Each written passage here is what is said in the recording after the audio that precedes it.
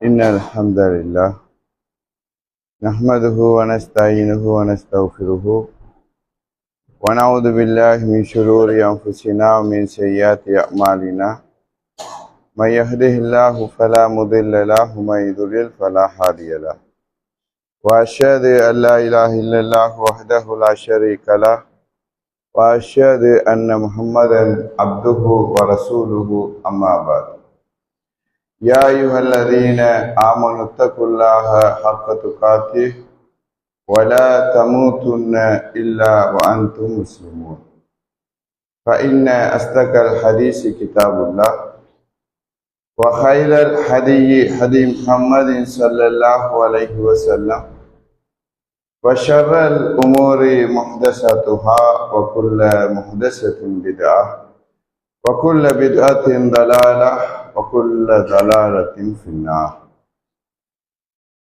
புகழ் அனைத்தும் ஏகன் அல்லாஹ் ஒருவனுக்கே சொந்தமானது.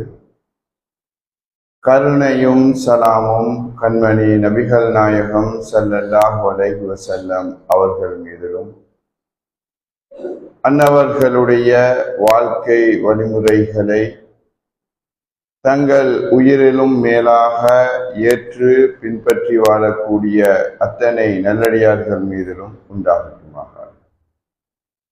பேரன்பார்ந்த இஸ்லாமிய சகோதரர்களே, அல்லாஹ்வின் நல்லடியார்களே, இன்றைய ஹுத்பாவிலே முஸ்லிம் உம்மத் தாக்கப்படும் பொழுது என்ற ஒரு தலைப்பிலே திருமறை குர்ஆனும் நபிகள் நாயகம் ஸல்லல்லாஹு அலைஹி வஸல்லம் அவர்களும் எடுத்து சொன்ன சில செய்திகளை உங்களுக்கு நினைவுபடுத்த நான் ஆசைப்படுகிறேன்.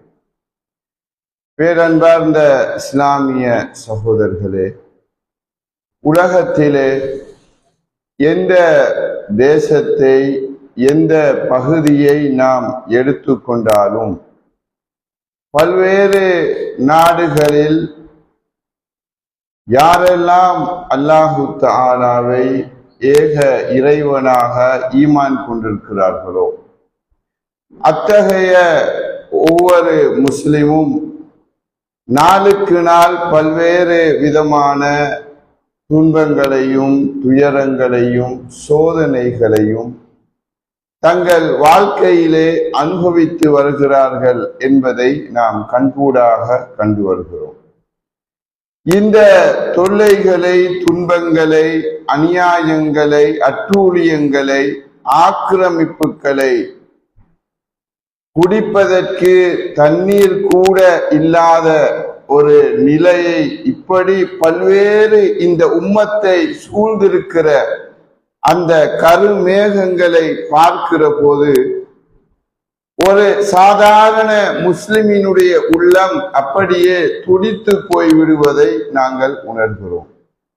ஏனென்றால் அல்லாஹ்வுடைய தூதர் ஸல்லல்லாஹு அலைஹி வஸல்லம் அவர்கள் இந்த முஸ்லிம் உம்மத்தை பற்றி சொல்லுகிற போது ஒரு உடம்புக்கு ஓமித்து சொன்னார்கள். எனவே ஒரு உடம்பின் ஒரு பாகத்தில் ஏதாவது ஒரு பாதிப்பு என்றால் அந்த பாதிப்பை 100% தாங்களும் தங்களுடைய உள்ளத்திலே உணர்கின்ற ஒரு ரணத்தை, ஒரு வலியை, வேதனையை இந்த உம்மத் கடைபிடித்து வருகிறது. இது பாராட்டத்தக்க விடயம். ஆனால் இந்த இடத்திலே முஸ்லிம்கள் கவனமாக இருக்க வேண்டிய அல்லது தங்களுடைய நடத்தைகளை மிக கவனமாக பேணிக் கொள்ள வேண்டிய சில விடயங்கள் உள்ளன. அந்த விடயங்களை மாத்திரம்தான் இன்றைய ஹுத்பாவின் ஊடாக உங்களுக்கு நான் சொல்லலாம் என்று ஆசைப்படுகிறேன். முஸ்லிம் உம்மத் சர்வதேச ரீதியாக இப்படியான பாதிப்புகளை எதிர்கொள்ளுகின்ற ஒவ்வொரு சந்தர்ப்பத்திலும் ஒரு சாதாரண முஸ்லிமினுடைய உள்ளத்திலே எழுகிற சில வினாக்கள் உண்டு. இந்த உலகத்திலே எத்தனையோ முஸ்லிம் ஆட்சி பிரதேசங்கள் உள்ளன, முஸ்லிம் நாடுகள் உள்ளன, அரபு தேசங்கள் உள்ளன. அப்படியான அரபு தேசங்கள் எல்லாம் இஸ்லாமிய நாடுகளினுடைய அந்த கூட்டமைப்புகள் எல்லாம் என்ன வேடிக்கை பார்த்து கொண்டிருக்கிறார்கள்? ஏன் இவ்வளவு மௌனம் சாதித்துக் கொண்டிருக்கிறார்கள்? ஒரு முஸ்லிம் உம்மத் அதன் ஒரு அங்கம் உயிரோடு அழிக்கப்படுகிற போது இந்த சர்வதேச முஸ்லிம் நாடுகள் எல்லாம் ஏன் இப்படி கையாளாகாத ஒரு நிலையிலே இருக்கிறார்கள் என்ற ஒரு வேதனை இயல்பாக பல முஸ்லிம்களுடைய உள்ளத்திலே எழுவதை நாங்கள் பார்க்கிறோம். அதனுடைய தவிர்க்க முடியாத ஒரு விளைவுதான் சிலர் அல்லது பலர் எந்த முடிவுக்கு வந்து விடுகிறார்கள் என்றால், முதலாவதாக இந்த இஸ்லாத்தினுடைய பரம எதிரிகள் இருக்கிறார்களே, அவர்களை அழிப்பதற்கு முன்னால், அவர்களோடு போர் தொடுப்பதற்கு முன்னால் இந்த அநியாயங்களை அட்டூழியங்களை எந்த முஸ்லிம் நாடுகள் எல்லாம் வேடிக்கை பார்த்து கொண்டிருக்கிறார்களோ இவர்களை முதலாவது அழிக்க வேண்டும், இவர்களுக்கு ஒரு பாடம் புகட்ட வேண்டும், அரபு தேசங்களினுடைய ஆட்சியை மாற்ற வேண்டும், மன்னராட்சிகளை ஒழிக்க வேண்டும்.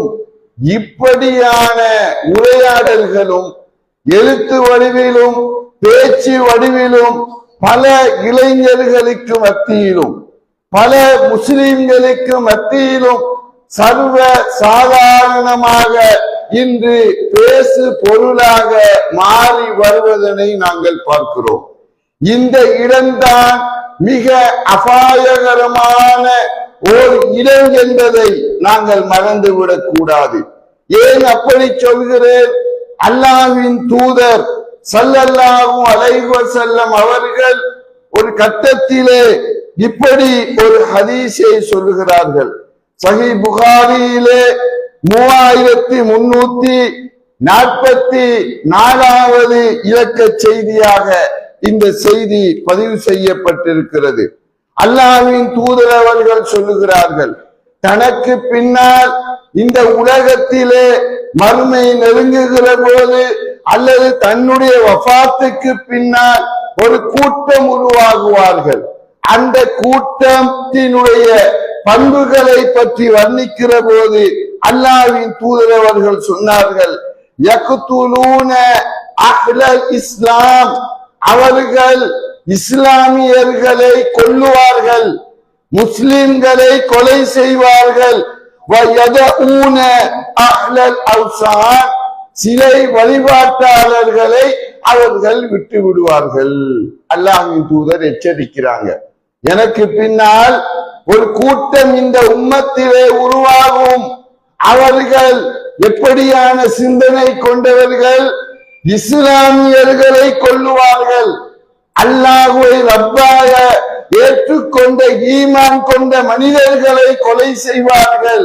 வயதஊன அஹ்லல் அவ்சான், சிலை வழிபாட்டு செய்கின்றவர்களை, முஷ்ரிக்கீன்களை, அல்லாஹ்வுக்கு இணை கற்பிக்கின்றவர்களை அவர்கள் விட்டு விடுவார்கள். அவர்களுடைய உணர்ச்சிகள் எல்லாம் இஸ்லாத்தை பின்பற்றுபவர்களை எதிர்ப்பதாக இருக்கும் என்ற ஒரு முன்னறிவிப்பை அல்லாஹ்வின் தூதர் அவர்கள் இந்த ஹதீஸிலே எங்களுக்கு சொல்லி காட்டுகிறார்கள். அவர்களை பற்றி அல்லாஹ்வின் தூதர் இன்னும் சொல்கிறார்கள், ஷர்ருல் ஹல்க், அல்லாஹ் படைத்த படைப்புகளிலேயே ஆக கெட்ட படைப்பு அவர்கள் என்ற செய்தியை சஹீஹ் முஸ்லிம்லே 1066 7வது இலக்கத்திலே பார்க்கிறோம். அதே போன்று சுஃபஹாவுல் அஹ்லாம், மந்த புத்தி உள்ளவர்கள் இவர்கள் என்ற அந்த எச்சரிக்கையை சஹீஹ் புகாரியிலே 5057வது இலக்க செய்தியாக நாங்கள் பார்க்கிறோம். இதை சொல்லிவிட்டு அல்லாஹ்வின் தூதர் அவர்கள் சொன்னார்கள், லஇன் அன அதுரத்துகும், அவர்களை நான் அடைந்தால் லஅக்துலன்னஹும் கத்ல ஆதின், ஆது சமுதாயத்தை அல்லாஹ் தஆலா எப்படி அழித்தொழித்தானோ அது போன்று இந்த சிந்தனை உள்ள மனிதர்களை நான் அழித்தொழிப்பேன், வேறறுப்பேன் என்று அல்லாஹ்வின் தூதர் சொன்ன செய்தியை இந்த ஹதீஸ்களிலே நாங்கள் பார்க்கிறோம் என்றால் நாம் கவனமாக இருக்க வேண்டிய ஒரு கட்டம். எப்பொழுதும் ஒரு முஸ்லிம் அவன் உணர்ச்சியை அடிப்படையாக வைத்து வாழ்க்கையில் ஒரு முடிவை எடுத்து விடக்கூடாது. எதையும் மார்க்கத்தோடு உரசி பார்க்க வேண்டும்.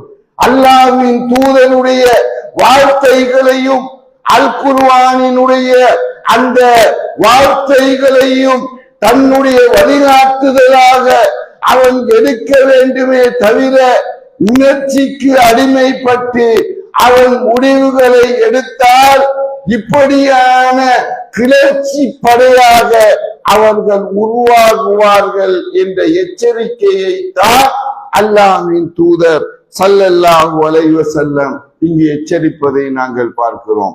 முஸ்லிம் உம்மத் என்பது ஒரு தலைமைத்துவம் ஏற்பட்டு விட்டால், ஒரு தேசம் ஒரு நாடு இருக்கிறது, அந்த நாட்டுக்கென்று ஒரு அரசாங்கம் இருக்கிறது, அந்த நாட்டு மக்களை பாதுகாக்க வேண்டிய ஒரு கட்டுக்கோப்பு இருக்கிறது, அந்த நாட்டு மக்களினுடைய சொத்து சுகங்களை உயிர்களை பாதுகாக்க வேண்டிய ஒரு பொறுப்பும் கடமையும் அந்த தேசத்தின் ஆட்சியாளர்களுக்கு உண்டு.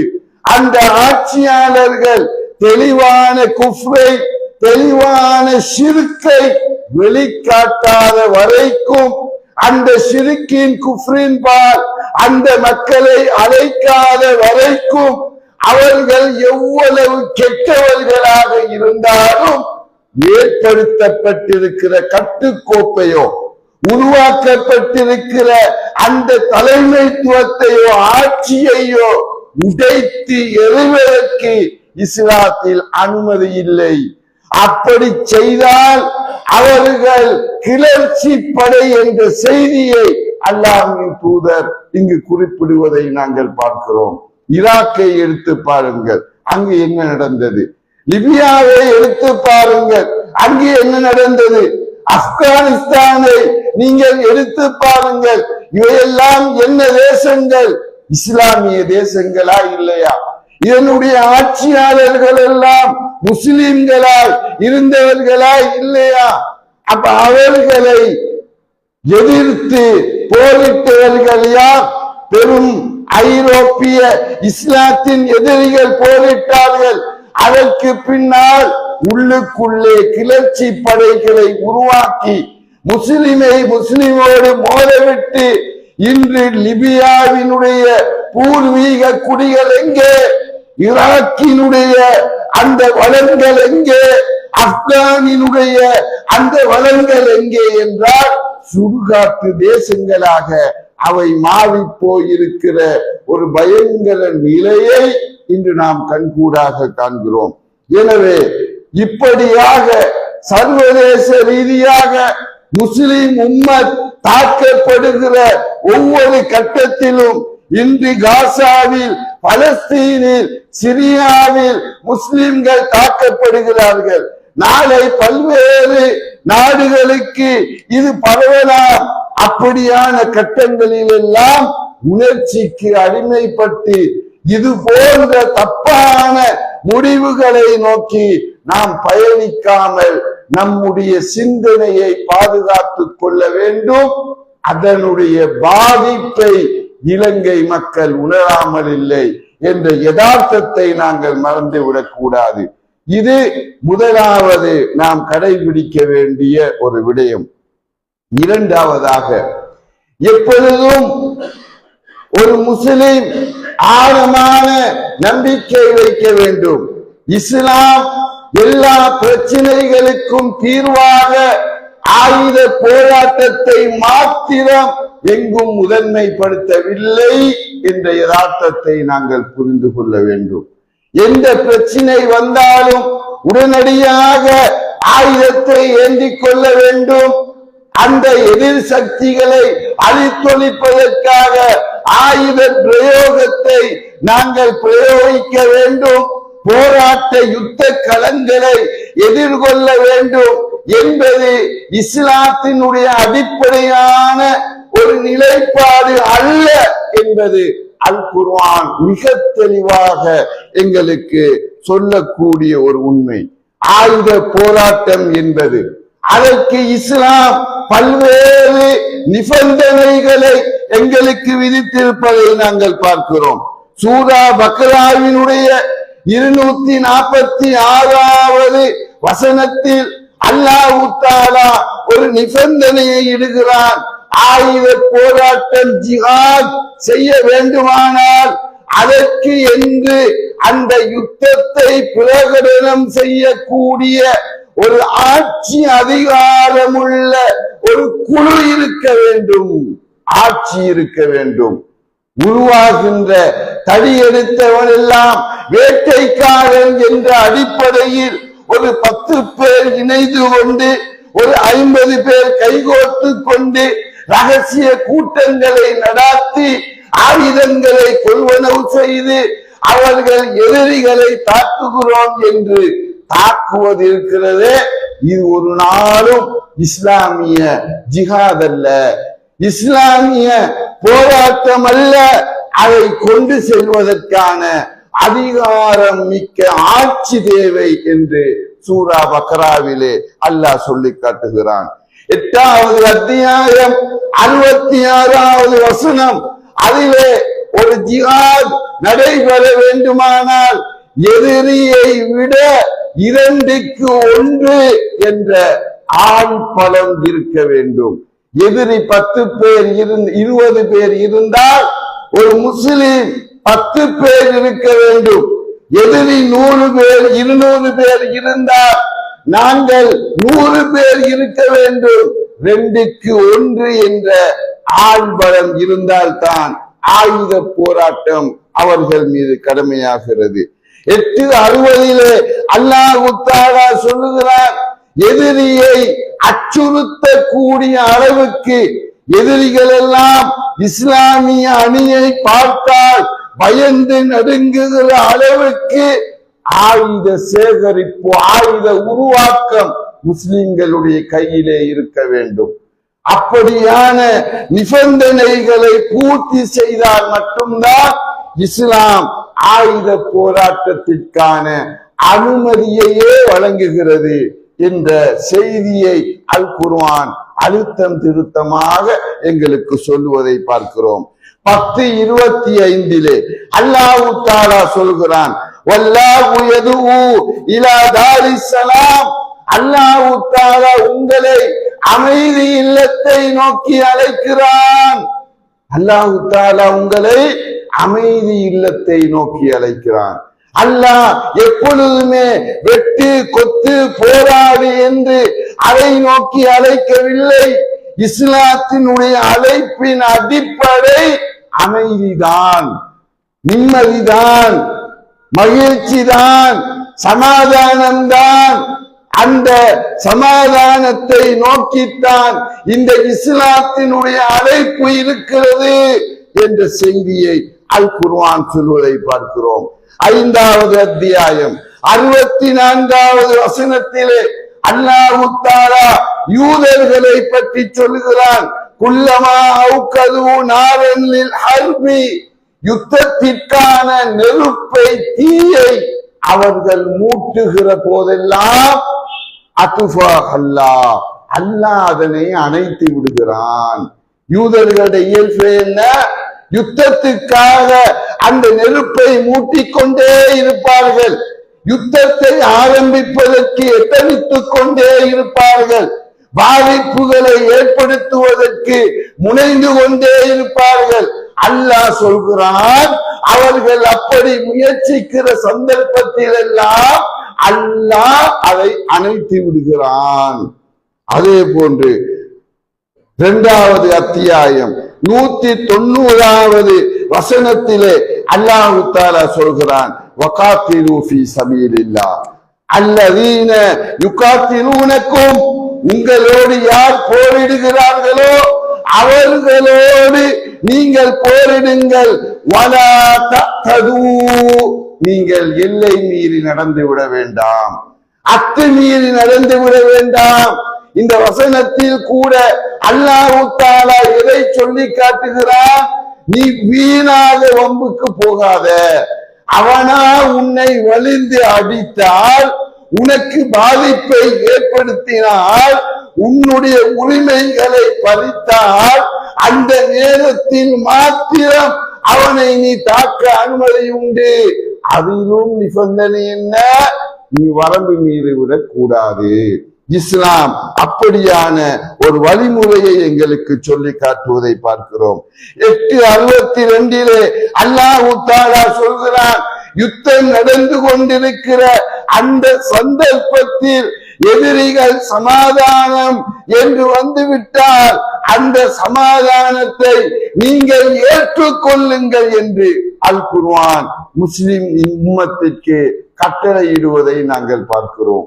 அப்ப இந்த வசனங்கள் எல்லாம், இது போன்ற ஏராளமான செய்திகள் எங்களுக்கு உணர்த்தக்கூடிய ஒரு அடிப்படை என்ன? அல் குர்ஆன் ஒருபோதும் ஆயுத போராட்டத்தை ஊக்குவிக்கவில்லை. அதை நன்றாக ஆரம்பித்து கொண்டு செல்லுங்கள் என்று முதன்மைப்படுத்தவில்லை. இனி இல்லை என்ற ஒரு நிலை வருகிற போதுதான் இஸ்லாம் இறுதி தருவாயில் ஆயுத போராட்டத்தை அனுமதித்திருக்கிறது. நான் ஏற்கனவே சொன்ன நிபந்தனைகளுக்கு ஏற்ப என்பதை நாங்கள் மறந்துவிடக் கூடாது. நபிகள் நாயகம் ஸல்லல்லாஹு அலைஹி வஸல்லம் அவர்கள் இந்த உலகத்திலே எங்களுக்கான முழுமையான ஒரு வழிகாட்டி. அவர்களுடைய வாழ்க்கையை நீங்கள் சீர்தூக்கி பாருங்கள். மதீனாவுக்கு வருகிறார்கள். மதீனாவுக்கு வந்தவுடன் ஒன்று மக்காவில் வாழ்ந்த அந்த காபீர்களுடைய அச்சுறுத்தல் ஒரு புறம், மதீனாவுக்குள்ளே யூதர்களுடைய அச்சுறுத்தல் இன்னொரு புறம். அல்லாஹ்வின் தூதர் ஏக காலத்தில் ஒரே சமயத்தில் எதிரிகளை கூட்டிக் கொள்வதை அல்லாஹ்வின் தூதர் அவர்கள் விரும்பவில்லை. ராஜதந்திர ரீதியாக, அரசியல் ரீதியாக அல்லாஹ்வின் தூதர் யுத்தங்களை தவிர்த்து அங்கு ராஜதந்திர முடிவுகளை நோக்கி அல்லாஹ்வின் தூதர் நகர்ந்ததை பார்க்கிறோம். அதன் தவிர்க்க முடியாத விளைவுதான் மதீனா சாசனம். அதன் தவிர்க்க முடியாத விளைவுதான் மதீனா சாசனம். யாரோடு செய்தார்கள்? யூதர்களை இணைத்துக் கொண்டு அல்லாஹ்வின் தூதர் செய்த ஒரு ஒப்பந்தம் அது. ஏன்? யுத்தங்களை தவிர்ப்பதற்காக. ஹுதைபியா உடன்படிக்கை, அல்லாஹ்வின் தூதரும் 1500க்கு உட்பட்ட நபித்தோழர்களும் ஆயுதங்கள் ஏந்தாமல் மக்காவுக்கு உம்ராவுக்கு பயணிக்கிறார்கள். இடையிலே அந்த பயணம் நிறுத்தப்பட்டு ஒரு ஒப்பந்தம் செய்யப்படுகிறது. வரலாற்றில் ஹுதைபியா உடன்படிக்கை என்று அது அழைக்கப்படுகிறது. அந்த ஒப்பந்தத்தின் ஷரத்துகள் என்ன? வெளிப்பார்வைக்கு அனைத்து ஷரத்துகளும் முஸ்லிம்களுக்கு பாதகமானவை, முஸ்லிம்களுக்கு எதிரானவை. இந்த ஆண்டு நீங்கள் உம்ரா செய்யக்கூடாது, திரும்பி சென்று விட வேண்டும். மக்கா வரைக்கும் வந்தாச்சு, உள்ளுக்கு வர முடியாது, திரும்பி போய்விடுங்கள். அடுத்த ஆண்டு வரலாம், 3 நாளைக்கு மேல் தங்கக்கூடாது. ஆயுதங்களை உறைவாளை தவிர வேறு ஒரு ஆயுதத்தை ஏந்தி வரக்கூடாது. மக்காவில் இருந்து யாராவது இஸ்லாத்தை ஏற்று மதீனாவுக்கு வந்தால் நீங்கள் அவரை திருப்பி அனுப்பிவிட வேண்டும். மதீனாவில் வைத்துக் கொண்டிருக்க உங்களுக்கு அனுமதி இல்லை. மதீனாவில் இருந்து மக்காவுக்கு யாராவது வந்தா நாங்க சிறை பிடித்து விடுவோம். இப்படி பாதகமான வெளிப்பார்வையில் மொத்தமாக முஸ்லிம்களுக்கு எதிரான நிபந்தனைகளை உள்ளடக்கிய ஒரு ஒப்பந்தம் தான் உதைபியா ஒப்பந்தம். அந்த ஒப்பந்தத்தை எழுதுகிற போதே அல்லாஹ்வின் தூதர் அப்துல்லாவுடைய மகன் முகம்மதுக்கும் என்று அல்லாஹ்வின் தூதர் ஆரம்பிக்கிறார். எதிரிகள் என்ன சொன்னாங்க? அப்துல்லாண்டு எழுதுங்க, இந்த முகம்மது ரசூலை எழுதாதீங்க. அதை ஏற்றுக்கொண்டால்தான் உங்களுக்கும் எங்களுக்கும் இடையில எந்த பஞ்சாயத்துமே இல்லையே, ஏன் நாங்க பிரச்சனைப்படுகிறோம்? எனவே முகம்மது ரசூலை டிலீட் பண்ணுங்க என்றாங்க. அலி ரலியல்லாஹு அன்ஹு அவர்களுக்கு அல்லாஹ்வின் தூதர் அழிக்குமாறு சொன்னார்கள். அலி ரலியல்லாஹு அன்ஹு அவர்கள் நான் அழிக்க மாட்டேன் என்று மறுத்தார்கள். அல்லாஹ்வின் தூதர் இடத்தை காட்டுங்க என்று சொல்லி அழித்தார்கள். அழிக்கும் போது என்ன சொன்னார்கள்?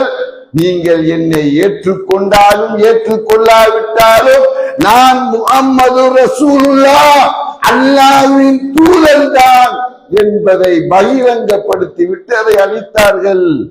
அந்த அளவுக்கு அல்லாஹ்வுடைய தூதர் போனாங்க. யுத்தங்களை தவிர்த்தார்கள். உமர் ரலியல்லாஹு அன்ஹு அந்த இடத்திலே கொந்தளித்து எழுந்தார். அல்லாஹ்வின் தூதரை விழுத்து கேட்டார். உமர் ரலியல்லாஹு அன்ஹு அவர்கள், அல்லாஹ்வின் திருத்தூதர் அவர்களே, நாங்கள் சத்தியத்தில் அல்லவா இருக்கிறோம், அவர்கள் அசத்தியத்தில் அல்லவா இருக்கிறார்கள். ஒரு யுத்தம் நடந்து கொல்லப்பட்டால் எங்களுக்கு சூழல் கிடைக்கும் அல்லவா, அவர்களுக்கு நரகம் கிடைக்கும் அல்லவா, ஏன் நாங்கள் இப்படி பணிந்து போக வேண்டும்? அப்ப உமர் அலி மட்டுமல்ல, அந்த சஹாபாக்களுடைய உணர்ச்சி அந்த இடத்தில் நாங்கள் செத்து மடிவோம், யுத்தத்திற்கு அனுமதித்தாங்க அல்லாஹ்வின் தூதரே. அல்லாஹ்வின் தூதர் அனுமதி கொடுக்கவில்லை. ராஜதந்திர ரீதியாக உணர்ச்சிக்கு அடிமைப்படாமல் இந்த 10 ஆண்டு கால ஒப்பந்தம் நிறைவு செய்யப்பட்டால், அது அமுலுக்கு வந்தால், அதற்கு பின்னால் இருக்கிற எதிர்கால நலவுகளை எல்லாம் தூர நோக்கோடு சிந்தித்து அல்லாஹ்வின் தூதர் எடுத்த முடிவு அந்த உதைபியா உடன்படிக்கை காலத்தில் தான் இஸ்லாம் வேகமாக வளர்ந்தது. பலர் இஸ்லாத்தில் இணைந்தார்கள் என்ற செய்தியையும், மக்கா வீழ்வதற்கு, முஸ்லிம்கள் வெற்றி கொள்வதற்கு அது அடிப்படையாக அமைந்தது என்ற நிகழ்வையும் நாங்கள் பார்க்கிறோம். எனவே எடுத்தேன் கவிழ்த்தேன் என்று எடுத்ததற்கெல்லாம் ஆயுத போராட்டம். ஏன் சவுதி ஆயுத போராட்டம் நடத்துவதில்லை? பலர்ந்த கேள்வி. எடுத்ததுக்கெல்லாம் 1வது ஏற்றி சவுதிக்குத்தான். நான் சவுதிக்கு வக்காலத்து வாங்கவில்லை. ஆனால் நீதி நியாயம் என்று ஒன்று இருக்கிறது. அவன் கெட்டவனா இருக்கலாம், அவன் மோசவனா இருக்கலாம், மார்க்கம் தடுத்த பல்வேறு விடயங்களை அந்த தேசத்துக்குள் நுழைவிக்கின்ற ஒரு நபராக அவன் இருக்கலாம். ஆனால் சில ராஜதந்திர அணுகுமுறைகள் ஒவ்வொரு தேசத்துக்கும் உண்டு. சவுதி இன்னொரு லிபியாவாக மாற முடியாது, கத்தார் இன்னொரு லிபியாவாக ஆக முடியாது, குவைத் இன்னொரு ஈராக்காக மாற முடியாது. இப்படியான ஆயுத போராட்டங்களால் இந்த நிலை ஏற்படக்கூடாது என்றால் அரசியல் ரீதியான ராஜதந்திர ரீதியான சில முடிவுகளை நோக்கி இந்த தேசங்கள் பயணித்தாக வேண்டும். அதை நாங்கள் புரிந்து கொள்ள வேண்டும். அல்லாஹ்வின் தூதர் அப்படியான நடைமுறைகளுக்கான முன்னுதாரணமாக வாழ்ந்திருக்கிறார்கள் என்பதை நாங்கள் மறந்துவிடக் கூடாது. சூரத்துன் நமுல் 27வது அத்தியாயம் 32 முதல் 37 வரையான வசனங்கள். அந்த வசனத்திலே சபல் நாட்டு அரசியினுடைய வரலாற்று செய்தியை அல்லாஹ் தஆலா எங்களுக்கு குறிப்பிடுகிறான். சுலைமான் அலைஹிஸ்ஸலாம் அவருக்கு கடிதம் எழுதி போடுகிறார்கள். அந்த கடிதத்தை வாசித்து விட்டு அந்த அரசி தன் அமைச்சர்களிடம் ஆலோசனை கேட்கிறாள். உங்களுடைய ஆலோசனை இல்லாமல் நான் எந்த ஒரு காரியத்தையும் முடிவெடுக்க மாட்டேன். அந்த அமைச்சர்கள் ஆலோசனை கொடுத்தார்கள், நாங்கள் பலசாலிகள், நாங்கள் யுத்தம் செய்வோம், நீங்கள் முடிவெடுங்கள் என்று அரசிக்கு உத்தரவிட்டார்கள். அந்த நேரத்துல அந்த அரசி சொன்ன செய்தியை, வார்த்தையை அல்லாஹ் அல் குர்ஆனிலே பதிவு செய்து காட்டுகிறான். காலத், அந்த அரசி சொன்னால், இன்னல் முலூக இதா தஹலு கரியதன், மன்னர்கள் அரசர்கள் ஒரு ஊருக்குள்ளே நுழைந்து விட்டால் அஃஸதூஹா, அந்த ஊரை அழித்து துவம்சம் செய்து விடுவார்கள், அந்த ஊரை பாழாக்கி விடுவார்கள். வஜஅலு ஐஸத அலிஹா அதில்லதன், அந்த ஊரில் உள்ள செல்வாக்குள்ளவர்களை, கண்ணியம் வாய்ந்தவர்களை இழிவுக்குட்படுத்துவார்கள், சீப்பாக்கி விடுவார்கள். வகதாலிக யஃஅலூன், இப்படித்தான் மன்னர்கள் நடந்து கொள்வார்கள் என்று சொல்லி யுத்தத்திற்கு செல்லுகிற முடிவை அவள் எடுக்கவில்லை என்ற செய்தியை சூரா அந்த நம்ல்ல அல்லாஹ் தஆலா சொல்லுகிறான். என்றால் ஏன் சொல்லுகிறான்? அல் குர்ஆன் வீணாக ஒரு வார்த்தையை கூட சொல்லாதே, அல்லாஹ் அப்படி வழிகாட்ட மாட்டானே.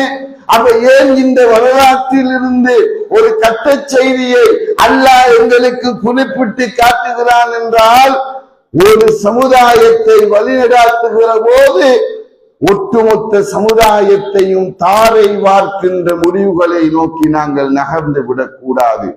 ஒரு நாட்டு மக்களை பாதுகாப்பது, குடிமக்களினுடைய உயிரையும் சொத்துக்களையும் உடைமைகளையும் பாதுகாப்பது ஆட்சியாளர்களின் கடமை என்பதை நாங்கள் புரிந்து கொள்ள வேண்டும்.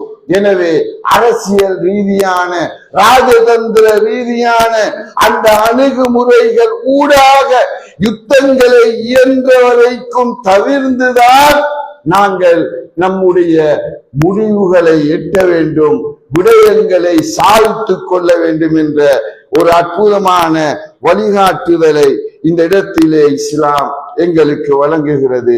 எனவே அல் குர்ஆன் குறிப்பிடுகின்ற இது போன்ற வழிகாட்டல்களை சரியாக புரிந்து நம்முடைய நடத்தைகளை அமைத்துக் கொள்வதற்கு எல்லாம் வல்ல அல்லாஹு தஆலா நம் அனைவருக்கும் அருள் புரிவானாக. இன்னல் ஹம்தலில்லாஹ். பேரன்பார்ந்த இஸ்லாமிய சகோதரர்களே, அல்லாஹ்வின் நல்லடியார்களே, முஸ்லிம்கள் தாக்கப்படுகிற சந்தர்ப்பங்களில் இலங்கையில் வாழுகிற முஸ்லிம்கள் என்ற அடிப்படையிலும் சர்வதேச உம்மத்தின் ஒரு அங்கம் என்ற அடிப்படையிலும் நாங்கள் என்ன செய்ய வேண்டும்? இது நாம் தெரிந்து வைத்திருக்க வேண்டிய மிக முக்கியமான ஒரு பகுதி. இன்று காசாவிலே, பாலஸ்தீனத்திலே ஒரு மிகப்பெரிய அழிவு நடக்கிறது. கொத்து கொத்தாக நம்முடைய வார்த்தைகளினால் வர்ணிக்க முடியாத அளவுக்கு நம்முடைய எந்த ஒரு ஈமான் கொண்ட முஸ்லிமினுடைய உள்ளமும் ஏற்றுக்கொள்ள முடியாத அளவுக்கு அங்கு பச்சிலம் பாலகர்கள் முதல் அத்தனை ஆண்கள், பெண்கள், வயோதிபர்கள், மதகுருமார்கள் வேறுபாடு இல்லாமல் ஒட்டுமொத்த பேரழிவு அந்த தேசத்திலே நடக்கிறது, மாற்று கருத்தில்லை. ஆனால் அந்த காட்சிகளை நாங்கள் பார்க்கிற நாம் இலங்கை போன்ற இந்த நாட்டிலே எப்படி அதனுடைய எதிர்வினையை நாங்கள் ஆற்ற வேண்டும் என்பதை புரிந்து கொள்ள வேண்டும். அந்த காட்சிகளை, அட்டூழியங்களை பார்த்துவிட்டு நாம் இங்கு வித்தியாசமான நடத்தைகளை நோக்கி பயணித்து விடக் கூடாது. இன்று மிக பயங்கரமான ஒன்றுதான் சோசியல் மீடியா, சமூக வலைத்தளங்கள். இன்று ஏராளமான முஸ்லிம்கள், குறிப்பாக இளைஞர்கள், இரத்தம் சூடேறிய முறுக்கேறிய பருவம். அந்த கட்டத்தில் வீணான பாராட்டங்களை தவிர்த்து கொள்ள வேண்டும். வீணான சமூக தள விவாதங்களை வாதாட்டங்களை தவிர்த்து கொள்ள வேண்டும். அந்த மக்களினுடைய நிலையை பற்றிய செய்திகளை குறிப்பிடுகிற போது, அதை மக்கள் மயப்படுத்துகிற போது கண்ணியம் வாழ்ந்த வார்த்தை பிரயோகங்களை, கண்ணியம் வாய்ந்த எழுத்து நடைகளை நம்முடைய இளைஞர்கள் பேணிக் கொள்ள வேண்டும். அது மாறுகிற போது நம்முடைய உணர்ச்சியின் கொந்தளிப்பின் விளைவை நம்முடைய எழுத்திலும் பேச்சிலும் நாங்கள் கொட்டி தீர்த்தால் அதன் ஊடாக ஒரு பெரிய பாதிப்பு இந்த தேசத்துக்குள் உருவாகிவிடும். இனவாதிகளில் ஒரு சின்ன பிரிவினர் இதை எதிர்பார்த்து கொண்டிருக்கிறார்கள். இலங்கை முஸ்லிம்களுக்குள்ளே இருந்து இப்படியான எதிர்வினைகள் வராதா? இனவாதத்தை தூண்டக்கூடிய ஏதாவது ஒரு துரும்பு நமக்கு கிடைக்காதா? தருணம் பார்த்து கொண்டிருக்கிறார்கள். இஸ்லாத்தினுடைய எதிரிகள் எப்பொழுதும் எமக்கு மத்தியில் உள்வீட்டு தகராறுகளை கலவரங்களை மூட்டுவதற்கான தருணத்தை பார்த்து கொண்டிருக்கிறார்கள். இவர்களுக்கு தீனி போடுகிற விதமாக நம்முடைய நடத்தைகள் அமைந்துவிடக் கூடாது. சூரா நம் 27வது அத்தியாயம் 18வது வசனம். அந்த வசனத்திலே ஒரு சம்பவத்தை அல்லாஹ் சொல்லி காட்டுறான். சுலைமான் அலைஹிஸ்ஸலாத்தினுடைய படைப்பட்டாளம் வருகிறது, குதிரைப்படை. எறும்புகளில் ஒரு எறும்பு கூட்டத்துல ஒரு எறும்பு தன்னுடைய சகாக்களை பார்த்து ஒரு செய்தியை சொல்லுகிறது. அல்லாஹ் அந்த உயிர் ஜீவன்களுடைய பாஷையை சுலைமான் அலைஹிஸ்ஸலாத்துக்கு அல்லாஹ் கற்றுக் கொடுத்திருந்தார். எனவே சுலைமான் அலைஹிஸ்ஸலாம் அதை கேட்கிறார்கள், அல்லாஹ் கேட்க செய்கிறான். அந்த எறும்பு என்ன சொன்னது? அல்லாஹ் குறிப்பிடுகிறான், யா அய்யுவன் நமுல், எறும்பே, எறும்பு கூட்டமே, உதுகுலும் அசாக்கினக்கும், உங்களுடைய குடியிருப்புக்குள் நீங்கள் நுழைந்து கொள்ளுங்கள். லா யஹ்திமன்னக்கும் சுலைமானு வஜுனூதுஹு வஹும் லா யஷ்உரூன். சுலைமானும் அவருடைய படை பட்டாளமும் அவர்கள் அறியாத நிலையில் உங்களை மிதித்து கொன்று விடலாம், உங்களை அழித்து விடலாம். வேணுமென்றல்ல, அவங்க அறியாம இதை செஞ்சிடலாம்.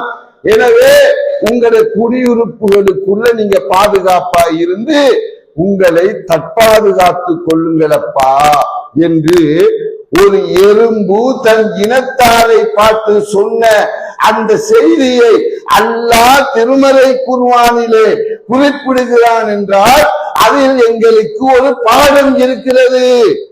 அது என்ன பாடம்? ஒரு சிலருடைய நடத்தைகளால இந்த ஒட்டுமொத்த சமுதாயமும் பாதிக்கப்பட்டு விடக் கூடாது. இந்த சமுதாயத்தை பாதுகாப்பது நம்முடைய கடமை. உங்களோட நடத்தைய கொஞ்சம் அமைதியாக்கி கொள்ளுங்க, உங்களோட நாக்கை கொஞ்சம் அடக்கி கொள்ளுங்க, உங்களோட உணர்ச்சிகளை கொஞ்சம் கட்டுப்படுத்திக் கொள்ளுங்கள். இது மூன்றாவதாக நாம் கருத்தில் கொள்ள வேண்டிய அம்சம். இறுதியாக நாம் நினைவில் வைக்க வேண்டிய மிக முக்கியமான ஒரு அம்சம் இருக்கிறது. அந்த காசா பகுதி மக்களை பொறுத்த மட்டிலே அவர்களுக்காக நாம் செய்ய இயலுமான மிக முக்கியமான ஒரு பணி நம்முடைய உணர்வு பூர்வமான பிரார்த்தனைகள். அத்துஆஉ ஹுவல் இபாதா. வணக்கம் என்றாலே துஆ தான் என்று அல்லாஹ்வின் தூதர் சொன்னார்கள். துஆவுக்கு இருக்கின்ற அந்த கனதி, அந்த வெயிட் வேறு எதற்கும் இல்லை, வேறு எதற்கும் இல்லை. எனவே அந்த துஆவை நாங்கள் அல்லாஹ்விடம் இறைஞ்ச வேண்டும். அந்த மக்களின் ஈமானிய உறுதிக்காக, அந்த மக்களினுடைய எழுச்சிக்காக, அந்த மக்களினுடைய உயிர் பாதுகாப்புக்காக, அந்த மக்களை கொந்தளிக்கின்ற எதிரிகள் அழிந்து போவதற்காக நம்முடைய அனுதினமும் தொழுகையாகட்டும், சுஜூதாகட்டும், அல்லது அத்தகியாத்திற்கு பின்னராகட்டும், அல்லது கிடைக்கின்ற எல்லா சந்தர்ப்பங்களிலும் நீங்கள் நடந்து செல்கிறீர்களா, நீங்கள் பஸ்ஸிலே பயணிக்கிறீர்களா, அந்த மக்களுக்காக துஆ செய்யுங்கள். அதுக்கு இன்னொரு குறிப்பிட்ட இடம் இல்லை. அதற்கு என்று பள்ளிவாசல் மட்டும்தான் என்று தேவையில்லை. ஒவ்வொரு நிமிடத்திலும் அந்த மக்களுக்காக கையேந்துங்கள். அல்லாஹ்விடம் ஒரு உண்மையை நீங்கள் மறந்து விடாதீர்கள். அதுதான் அல்லாஹ்வுடைய தூதர் சொன்னார்கள், மய்யுரிதில்லாஹு பிஹி கைரன் யுஸிபு மின்ஹு. அல்லாஹ் யாருக்கு நலவை நாடுகிறானோ அவர்களை சோதிப்பான். அல்லாஹ் யாருக்கு நலவை நாடுகிறானோ அவர்களை அல்லாஹ் கடுமையாக சோதிப்பான். அந்த நாட்டு மக்களுக்கு, அந்த காசா பாலஸ்தீன ஷாம் தேச மக்களுக்கு அல்லாஹ் நலவை நாடி இருக்கிறான். எனவே கடுமையாக சோதிக்கிறான். அல்லாஹ்வின் தூதர் சொன்னார்கள், ஐயுன் நாஸி அஷத்து பலா, மக்களிலேயே அதிகமாக சோதிக்கப்படக்கூடியவர்கள் யார்? அல்லாஹ்வின் தூதர் சொன்னார்கள், அல் அன்பியா, நபிமார்கள். அதற்கு பின்னால் யார்? யாருடைய ஈமான், யாருடைய இறை நம்பிக்கை உறுதியாக இருக்கிறதோ அந்த உறுதிக்கேற்ப, ஈமானிய பலத்திற்கேற்ப அல்லாஹ் அவர்களை கடுமையாக சோதிப்பார். சோதனை கூடும், சோதனை உச்சகட்டத்தை அடையும். ஈமான்ல உறுதி குறைய குறைய உங்களுடைய லைஃப்ல சோதனைகள் குறையும். அல்லாஹ்வின் தூதனுடைய வாக்கு இது. அந்த மக்கள் நாளுக்கு நாள் நாளுக்கு நாள் நிமிடத்துக்கு நிமிடம் சோதிக்கப்படுகிறார்கள் என்றால் ஈமானின் உச்சகட்டத்தில் உறுதியாக நிற்கிற சமுதாயம் அவர்கள். எனவே அவர்கள் அல்லாஹ்வினுடைய பார்வையில் ஒரு உச்சகட்டத்தில் அல்லாஹ் அவர்களுக்கென்று தனி அந்தஸ்து. எனவே அவர்களுக்காக கையேந்துவது நம் பொறுப்பு. நாம் அந்த சோகத்தை நினைத்து அதைரியப்பட தேவையில்லை, கோழைகளாக மாற தேவையில்லை. எங்களுக்கு ஒண்ணுமே இல்லையே, எங்களுக்கு உதவ யாருமே இல்லையே, இல்ல. அல்லாஹ்வின் தூதர் அதையும் சொன்னார்கள். எதிர்காலம் இஸ்லாத்திற்கு என்று சொன்னார்கள். அல்லாஹ்வின் தூதர் மிக தெளிவாக சொன்ன ஹதீஸ் என்ன ஹதீஸ்? லா தகூமு ஸாஅ, லா தகூமு ஸாஅ ஹத்தா யுகாத்திலல் முஸ்லிமூனல் யகூத். முஸ்லிம்கள் யகூதிகளோடு போராடாத வரைக்கும் மறுமை நாள் ஏற்படாது. ஃபயக்துலுஹுல் முஸ்லிமூன ஹத்தா யுக்தபியல் யகூதியு மின் வராயில் அஜர் வஷ்ஷஜர்.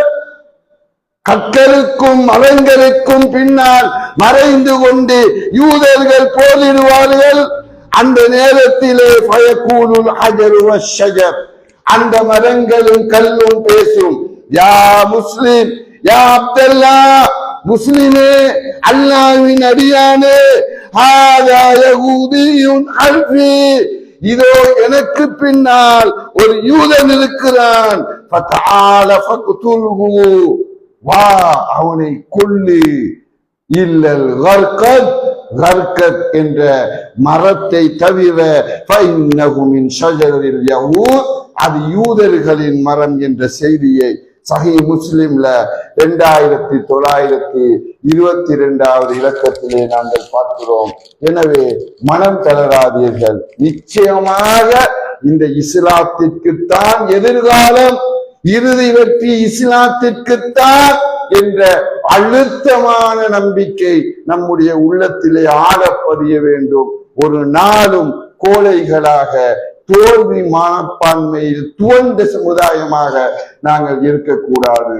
எல்லாம் வல்ல அல்லாஹு தஆலா தலை நிமிர்ந்து இஸ்ஸத்தோடு வாழுகிற முஸ்லிம்களாக நம் அனைவரையும் ஆக்கி அருள்வானாக. வாஹிர் தஅவானா அல்ஹம்துலில்லாஹி ரப்பில் ஆலமீன். வஸ்ஸலாமு அலைக்கும் வரஹ்மத்துல்லாஹி.